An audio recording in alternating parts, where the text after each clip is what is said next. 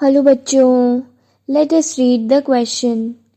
When you crack a knuckle, you suddenly widen the knuckle cavity, allowing more volume for the synovial fluid inside it and causing a gas bubble suddenly to appear in the fluid. The sudden production of the bubble, called cavitation, produces a sound pulse of the cracking sound. Assume that the sound is transmitted uniformly in all directions and that it fully passes from the knuckle interior to the outside. If the pulse has a sound level of 50 decibel at our ear, estimate the rate at which energy is produced by the cavitation. So in this question we have a condition of cavitation जो कि which produces sound pulse, that is of cracking sound. तो हमें find करना है कि rate at which the energy is produced by the cavitation, ये हमें find करना है. तो इसके लिए the key concept जो हम इस question में use करने वाले हैं वो है equation of sound waves का.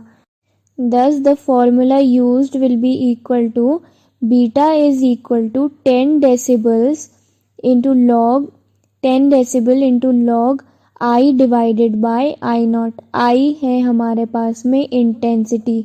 सो यहाँ पे I naught जो हम यूज़ करते हैं वो है equal to 1 into 10 to power -12 watt per meter square.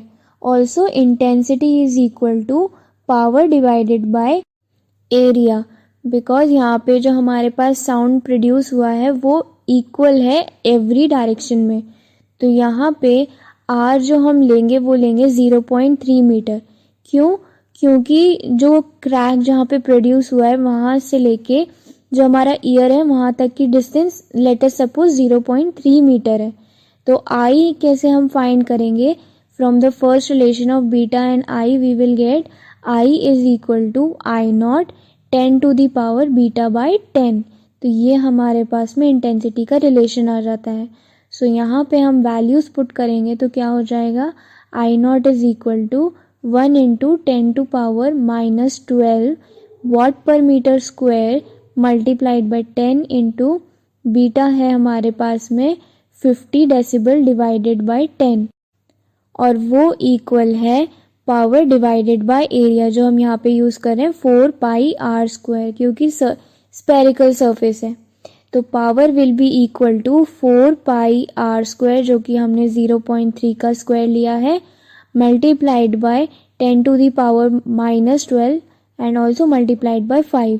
So on solving this we will get 4 into pi multiplied by 0.09 into 10 to the power -7 और कैलकुलेशंस के बाद में we will get the value 1.13 into 10 to power -7 watt.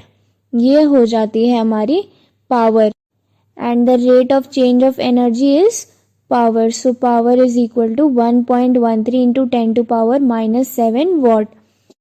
So question में भी हमसे यही पूछा है, estimate the rate at which energy is produced और rate of change of energy is called power. Thus 1.13 into 10 to power -7 watt को हम लिख सकते हैं 0.113 into 10 to power -6 watt या फिर 0.113 माइक्रो वाट्स. तो ये हमारा फाइनल आंसर है.